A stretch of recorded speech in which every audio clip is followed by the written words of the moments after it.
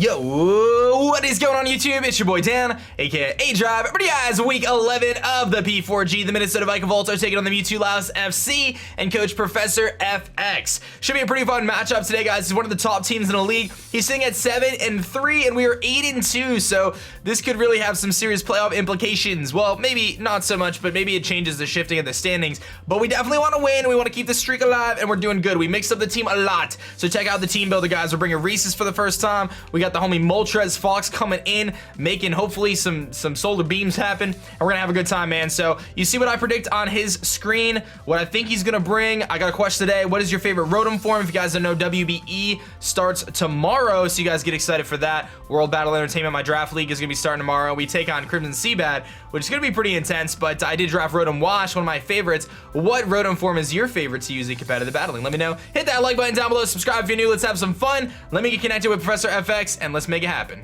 All right, guys, I am connected here with Prof FX. I got my team loaded up, and we are ready to rock. Let's see what team he is going to be bringing. Fully expect to see Jirachi, Rotom, Milotic. I think we'll probably see Fortress as his hazard setter and remover, and then I think maybe Weavile could come. He may be a little discouraged because of Umbreon and Primarina, but it's such a huge threat nevertheless. Mimikyu could come. He's got a couple other things too, like Mega Garchomp, Swellow, Girder, so things like that. Maybe even Gligar, although I don't anticipate Gligar. I think Fortress would make more sense. So we'll see exactly what he's bringing though, but I think some of them are pretty solid to assume, and then others it's like, who knows? So we'll find out right now. But either way, our objective is probably going to be to get up Stealth Rocks right away, keep things like Coco in the back to put pressure on, and then use Primarina to hopefully break some walls. Even though I'm not specs Primarina, I think it could still put in some work against this team, as it doesn't have like the best switch-ins aside from like Milotic, and we have Energy Ball and stuff. So let's see what he brings. He brings a lot of stuff that I didn't expect. No Milotic, which is amazing. He brings Girder. He brings Meganium, which I think is kind of interesting. So let me update kind of the layout here.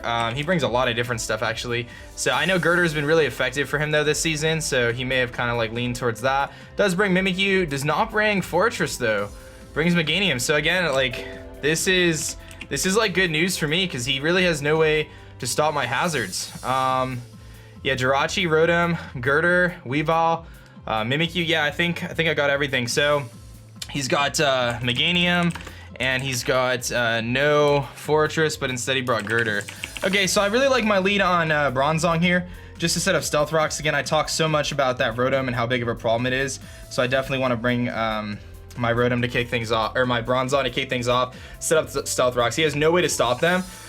He could like lead, you know, Girder. He could try to lead like anything he leads like can't one-shot Bronzong. So unless he's like Choice Banded, Mimikyu, Shadow Claw, I don't think he has any way to one-shot Bronzong. So I should be able to get at my Stealth Rocks right away, which is pretty nice. And he may actually be worried that I'm gonna lead with like Donphan, so he may be like leading Meganium is a possibility.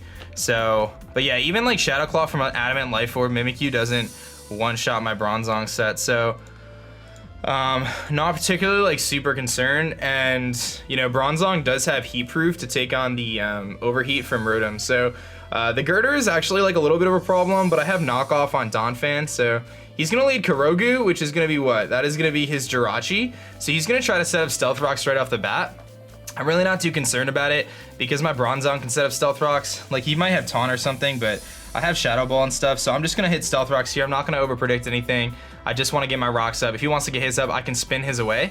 So he's probably gonna try to get his rocks up though, because he does have a Jirachi, or I do have a Moltres, and he's gonna probably want to try to get rid of that. But I have some freedom to try to spin later. So if I could reduce the switch-ins of his Rotom, that's gonna be really helpful. Moltres' primary responsibility was to help me take down like Milotic, and also to help me take down you know, just have like Flame Body burns and stuff, so it's really not as crucial to this match. He is gonna just go for Stealth Rocks of his own, so that's fine with me. So we see Stealth Rocks, and I have my Stealth Rocks, and he can't actually get rid of them at this point in time, which is really nice. So this puts me in a situation where I can easily go into my Umbreon and, you know, try to do some stuff there, but really I resist his hits. He most likely is going to just U-turn out, and his U-turn switch-in is most likely gonna be Weavile. So I think what I want to do is just go for a Gyro Ball here in case he decides to stay in, or in case he decides to switch out rather. If he goes for like a U-turn into Weavile, I hit it with a big Gyro Ball and put in some work. Really likely he just stays in, or yeah, I think he just switches here. Maybe into Girder or something like that, which could be annoying, but I do have a Donphan that's pretty bulky, so I'm less concerned. I don't need its HP Ice. and getting at my rocks was really nice, and I could try to spin his away. So I'm not sure what he goes into. Meganium is an option as well, as like kind of a safe defensive option. I could have Shadow Balled, but I really don't think he stays in with his Jirachi, and I could try to find out whether he's got leftovers or some sort of another item. You know, he's just gonna switch out, so that's pretty interesting. He doesn't have U-turn. He goes into Dino Dodu, which is gonna be the Meganium, so he kind of makes like a middle neutral ground play there, going into his Meganium, which I don't think was a bad play at all. I do get a big Gyro Ball off here, and typically Meganium, all it can really do to me is like Leech Seed. So I'm gonna take this opportunity to go for a Toxic, I think, because realistically, like, that's the best thing. Like, really all he can do is Leech Seed me, so I'm just gonna go for Toxic here. And if he does have Aromatherapy, that's fine. But if he Leech Seeds me, it's really not a big deal, because I have a couple like easy switch-ins, and I think if I Toxic him, we'll wear him down and force him to either Aromatherapy / Heal Bell or switch out in general. So he could have Earthquake on this thing, but I don't think he would risk going for Earthquake, assuming that I could be Levitate. He did have a Garchomp and a Gligar, so me being Levitate is like pretty likely. But either way, I got this thing down to like 70%. So make a note there. I'm gonna get the Toxic off. I'm actually faster, so that leads me to believe he went for Dragon Tail here, which is fine by me. He's probably trying to Dragon Tail my Moltres in. Moltres isn't nearly as important to this match. He does just go for the Dragon Tail and does connect it. That's fine with me. If he does get my Moltres in, it's not the end of the world. He's gonna go into Siren here, which is my Primarina. Okay, so I'm gonna Salt Vest Primarina here. I really have nothing to be too concerned about with this Meganium. I can easily go for an Ice Beam here and kind of force him out. So I'm not super duper worried about it. And truthfully, like, Primarina isn't as important in this match as some of my other stuff is. So like an Ice Beam does like 50% to this thing, and really Giga Drain isn't gonna do much to me. It's gonna do like 30%. So I think I'm just gonna go for the safe Ice Beam here in case he's not specially defensive. And with Toxic damage, that'll wear him down pretty good. Like, I'm not really worried. If he stays in, we have a chance to knock him out. If he switches out here, that's fine. He is gonna live it, and he's gonna be able to get a Giga Drain off, but I'm a Salt Vest, so I really don't think it's gonna do too much. I actually did a little bit more than I thought I was gonna do. He'll get some health back here. Let me see kind of where he ends up. That's gonna be pretty close as to whether or not an Ice Beam knocks him out in this range. So I do have to kind of be cautious there. Do I want to just let my Primarina go down right now? I really don't. He's actually probably a Salt Vest, now that I think about it. He's probably a Salt Vest. So I think I'm actually going to go back into Bronzong here, and I'm going to keep my Primarina around for a little longer. He might not be a Salt Vest, but Giga Drain and Dragon Tail leads me to believe that he could be as well. So let's go into Bronzong and see what he wants to do. If Dragon Tail is his best way to hit me, that's fine. And Giga Drain is going to do nothing to us because we are specially defensive.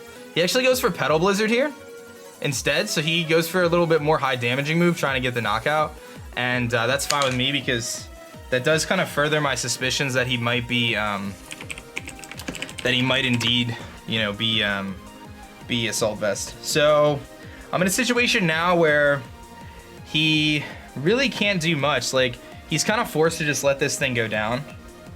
So I can pretty safely Gyro Ball or Toxic, but I think Gyro Ball is probably the better play. We're going for a Shadow Ball in case he decides to switch into Jirachi. I don't want to take any unnecessary damage here, and I don't want him to like make a crazy prediction and go for an Earthquake. But I think I'm just gonna go for the Shadow Ball and see what happens. He does go for Petal Blizzard again, which is good. That means that he doesn't Earthquake me. He gets a lot of damage off though. Shadow Ball plus Toxic will definitely be able to knock him out. So if this, his Meganium actually puts in a good amount of work, but the Toxic damage should be enough here at this point in time. I hope so, and it is. So Bronzong kills Meganium with Toxic, and we get rid of the Meganium, which is his like primary defensive response to like Tapu Koko's electric and ice type moves, I'm assuming, and I think he probably did have something else on there, but he does go into his Weavile here. Now here's an interesting situation. I am Colbur Berry. How much does Weavile knockoff do to Colbur Berry? If he's Life Orb, I should be able to live it. I'm at 99 out of 173. I'm sitting at 57%. His knockoff is 52 to 61 if he's max speed Life Orb. I'm gonna go for the Gyro Ball here and hope I can just barely hang on and knock him out. I really lose nothing by making this play because his Weavile is going to be immediately threatened by Tapu Koko. If he's Choice Scarfed, it's not a big deal either. And I'm in a situation where I can Calm Mind actually with Koko if I wanted to. I also have a pretty safe switch in with Umbreon, but I don't want him to Pursuit, so I think I'm better off just attacking here. I think like, Bronzong was here for a couple of reasons, but he might think I have Colbur Berry as well. But if he's just gonna keep switching around, it's gonna just add up the damage with, you know, with Stealth Rock and stuff like that, which isn't a bad thing for me. So he like pretty quickly went Weavile. But like I said, if he's max attack, Life Orb, he has a chance to knock us out. But if he's not Life Orb, he definitely won't. I don't think he would be banded. He's actually gonna activate a Z move here. Is it the Dark Hole Eclipse? No, it's Phytinium Z. So did he predict a switch into something? Did he probably predicted my Umbreon switch.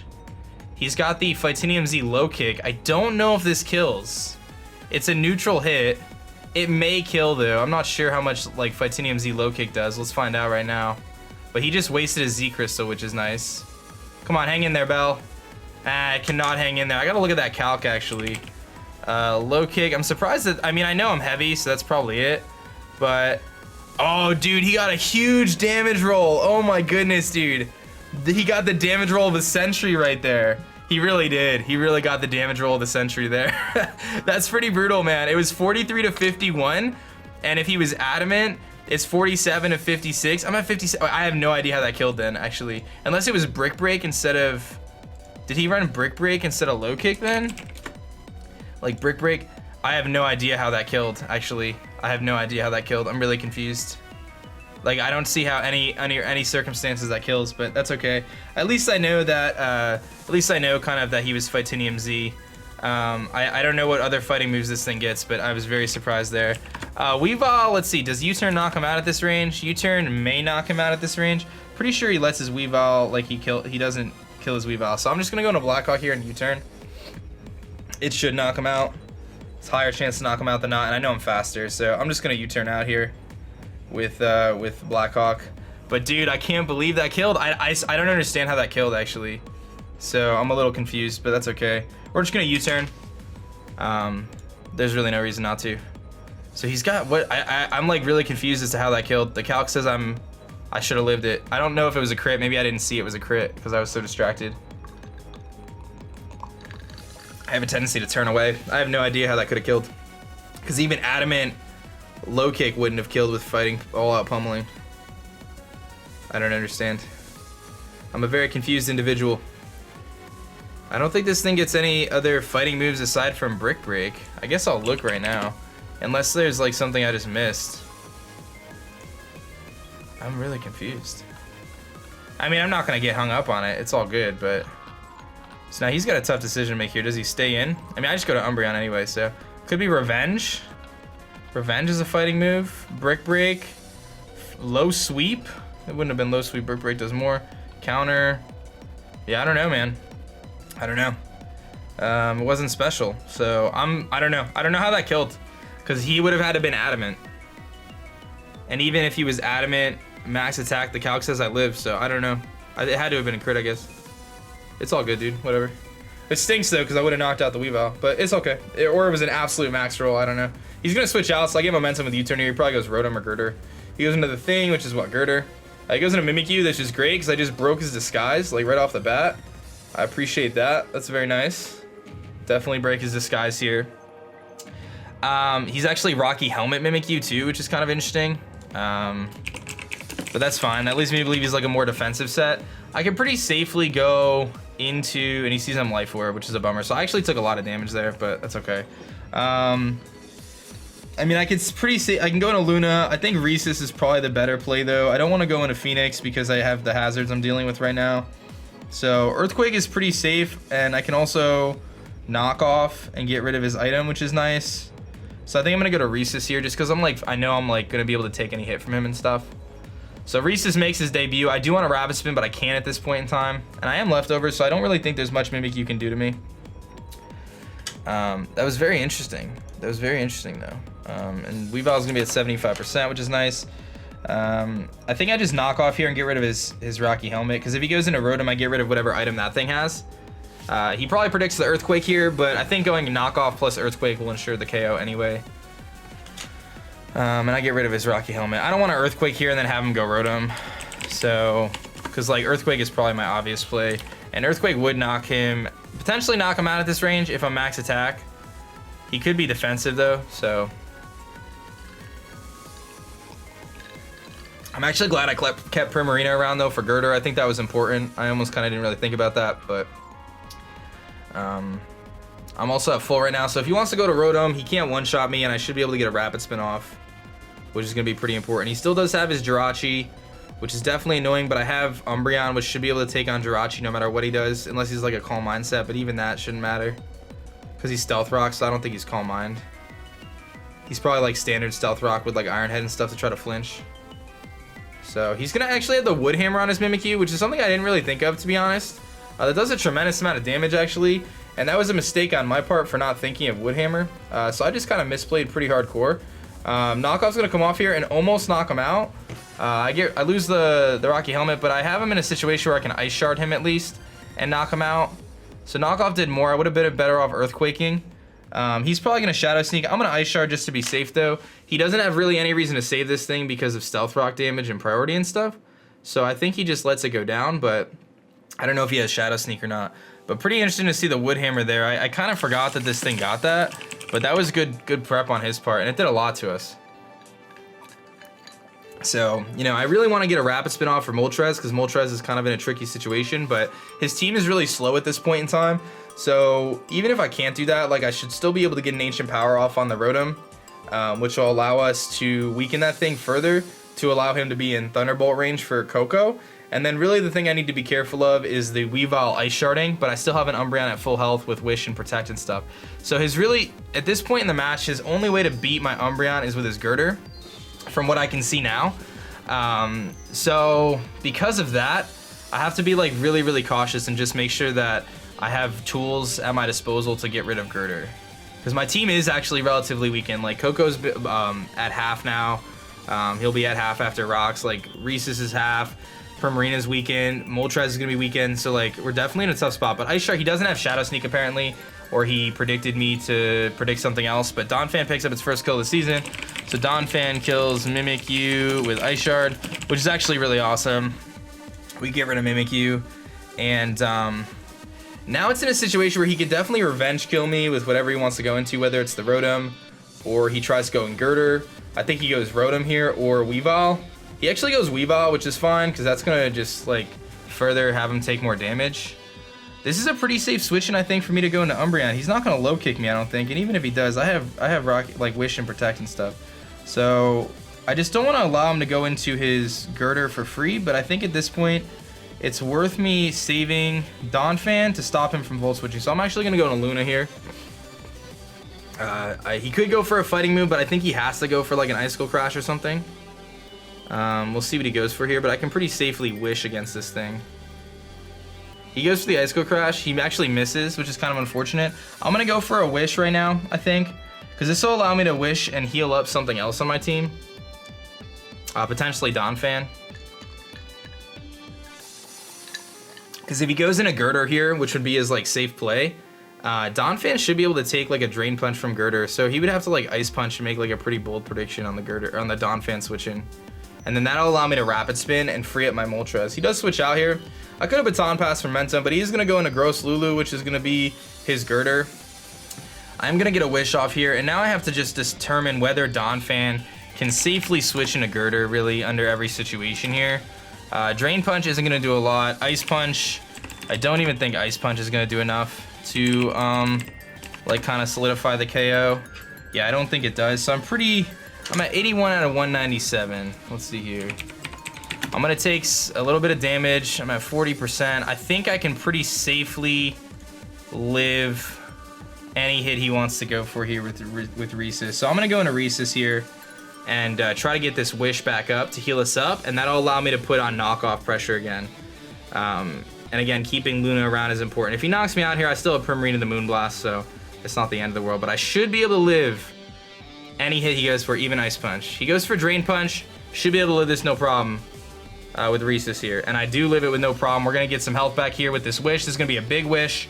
You know, Umbreon being able to pass wishes is very, very important to this team. You can see I get over half back. I'm also going to activate my leftovers. And now I get a free knockoff on something, which is really, really nice. Really, really nice. Even if it's the Girder, it helps out. So I'm going to go for the knockoff here. If he goes into Rotom, that's fine. If he goes into Jirachi, it loses its item. If he goes into Weavile, which he might, knockoff plus Ice Shard, everything is going to be really nice. So I'm going to go for the knockoff here. That's going to weaken the Girder. Get rid of his Eviolite, which is huge. He's going to probably go for knockoff himself to try to reduce our damage. So we see Drain Punch. We see knockoff. This is all fine to me. I'm really not too stressed about it. This is an opportunity for me to Rapid Spin and free up some opportunities for my Moltres right now, which is exactly what I want. He can obviously Ice Punch me and try to wear me down, but I get rid of the rocks. That's going to force him to try to set him again. He is going to go for the Drain Punch here. I don't think I need to keep Donphan around at this point in the match. He may have Mach Punch. I don't know if that kills, but I think I just go for an Earthquake here. I think I just pretty safely go for an Earthquake here and just get as much damage off on this thing as I can. That'll give me an opportunity to do a couple of things. That gives me an opportunity to go to my Coco and start firing off Thunderbolts. Gives me an opportunity to go into my Moltres and fire off a Flamethrower. Big Earthquake coming off here. This should do a lot. He doesn't have his Eviolite. And you can see just how much that does. It does a tremendous amount of damage to him. And he's going to go for the Drain Punch here. So he's in a situation where without his Eviolite, can I just knock him out? Let me just make some notes here. Girder kills Donphan with Drain Punch. Can I knock him out with Primarina at this range against Girder if I don't go for Moonblast? Like, would Scald knock him out? He doesn't have his Eviolite anymore.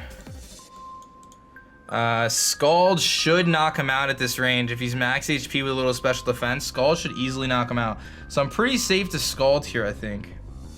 If it doesn't knock him out, it's not the end of the world. I know I can live. I mean, he's gonna probably expect, you know, me to. I think Scald knocks him out here. He would have to be very, very, very specially bulky to live a Scald at this range. I'm modest max special attack. I have a lot of speed. Scald should knock him out. This keeps me from having to go for Moonblast on the potential Jirachi or Rotom switch in. Scald is going to put a big dent in that Jirachi. So, and he may try to set up Stealth Rocks again. Like, that's a possibility. He's going to switch out. He likely goes Jirachi here and maybe tries to set Stealth Rocks again. He goes into Karugu, which is going to be the Jirachi. It's going to take Stealth Rocks, and it's going to take a very big Scald right now. And this gives me a free switch into my Moltres. You can see it's going to do almost half to him. That's definitely a defensive Jirachi. If he wants to set rocks up here, this is my opportunity to go into my Fox the Phoenix here, I think. So I'm going to go right into Fox here. If he's specially defensive, which I think he might be, then he's kind of forced to set. Like, let me actually calc this. Like, is he defensive, Jirachi, based on that Scald damage? Let's see here. He's definitely not, like, fully defensive. He could have some speed on him. He definitely could have some speed on him. Because, like, I should have done about 30%. I probably did a little bit more than that. So he's probably got max HP. Probably not, like, max defense. But I'm going to switch out because I think I can still pressure that Girder later. I think that's important. We'll go right into our Fox, predicting the potential Stealth Rocks here just to go in before Rocks. He does go set up his Stealth Rocks. I get a pretty safe opportunity to go for, just go for a nice Flamethrower here. I'm not going to over-predict. I'm going to go for the Flamethrower. His obvious switch here is Rotom Heat. Rotom Heat will be taking Flamethrower plus Stealth Rock damage and potentially putting himself in Ancient Power range. Rotom is definitely a problem in this match if it's like specs. He's going to switch out, so he makes probably the safe, obvious play into Rotom. He does go into Rotom here. It's going to be really important to know where this Flamethrower damage ends up. Is he an offensive Rotom? Is he a defensive Rotom? Kind of where in the middle is he? Flamethrower is going to put him below half, which means if he is not Choice Scarf Rotom, we knock him out here. So, do I think he's going to go for a Thunderbolts here is the question. I'm going to go for the Ancient Power. If he's Choice Scarf Rotom, he'll knock us out. But if he's not, and then I'll know he's Choice Scarf.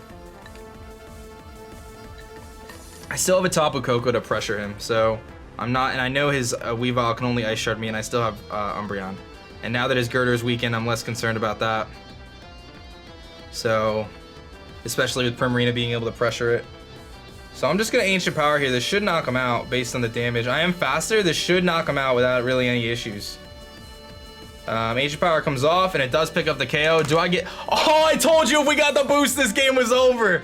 I told you if we got the boost, this game was over. Moltres kills Rotom Heat with Ancient Power, and that's the game, baby. I don't think he can do anything. Moltres Moltres is the legend. I said in the team builder, if we get an ancient power boost, this game is over. I don't think it actually matters at this point in the time because his girder's below half. He doesn't really have much he can do to me. Weavile cannot one-shot me. It runs the risk of being burned. Jirachi probably can't one-shot me. So Moltres getting the ancient power boost for the win. I think this game's over. We know Weavile's not scarfed. We know Girder's at half health. It dies to Flamethrower. Here comes the Jirachi. It's possible that this Jirachi is running an Oko Berry, but I don't think he can one-shot me, so we're gonna Flamethrow him. I ran those exact calcs to make sure that after Stealth Rock's Flamethrower punch, Ancient Power was gonna knock out most forms of Rotom. It's pretty clear he was a somewhat offensive set. He does not have the Oko Berry. Moltres kills Jirachi with Flamethrower. And this is, dude, this is the second time this season that Moltres has come through. Z Sunny Day Moltres, Ancient Power Moltres, dude. I love it, man. It's so cool. This is why I love Draft League format, dude. Like, you see Pokemon like Moltres that can just come in and just put in some work, dude. You see like unexpected Pokemon put in the work. So here comes Weavile. I should be faster than Weavile. Anyway, I don't switch out no matter what because there's really no reason not to. I'm gonna go for the second Ancient Power Boost just because of style points. But he could potentially Ice Shard me, but I don't think there's really anything else he can do. Pretty good prep on his part though, running Fightinium Z on the Weavile for Umbreon, but I don't know how I killed Bronzong earlier in the game, guys. I really don't. I still can't figure that out. I'm gonna ask him after the match. But the 10% Ancient Power Boost is clutch. But I don't know, like I said, I don't know if it necessarily mattered at this point in the game because with Rotom down, at that point, it's Girder, Jirachi, Weavile. You know, he probably has to bring in Jirachi against me. I get the second boost! Dude, that's crazy. Moltres kills Weavile with Ancient Power, dude. Oh my goodness. I don't know, man. It must be my day today, guys. I don't know. 2 Ancient Power Boosts. It's just funny. I wish I didn't get it just so I could save it for later. All those non-flame body burns, man. All those non-flame body burns. But props to Professor FX, guys. Gotta show him some love. Please check out his channel in the description below. Obviously played very well. He had a really cool team. We both brought some different stuff. I think we both kind of brought some stuff that maybe the other person... I should have used my Z move, dude. I should have used it, but that's okay. Moltres kills Girder with Flamethrower. And I mean, when you get Ancient Power Boost, man, it's a beautiful day. It's a beautiful day. Guys, I hope you enjoyed this match. We're gonna pick up a nice W there. I'm pretty sure we won, what, 4-0? I don't know if it was 4-0. Yeah, 4-0 against FX. Moved to 9-2 in the league. #1 team with the best differential, guys. We've been playing really well and been having a lot of fun, and that's the most important part. Thank you guys so much for watching. WBE kicks off tomorrow, guys. I hope you enjoyed this match. Pretty entertaining down at the end. Moltres putting in the work. You gotta love that, dude. Never sleep on Moltres in league again, dude. Thank you guys for watching. My name is Dan. I also go by aDrive. I'm gonna catch you guys next time. Peace.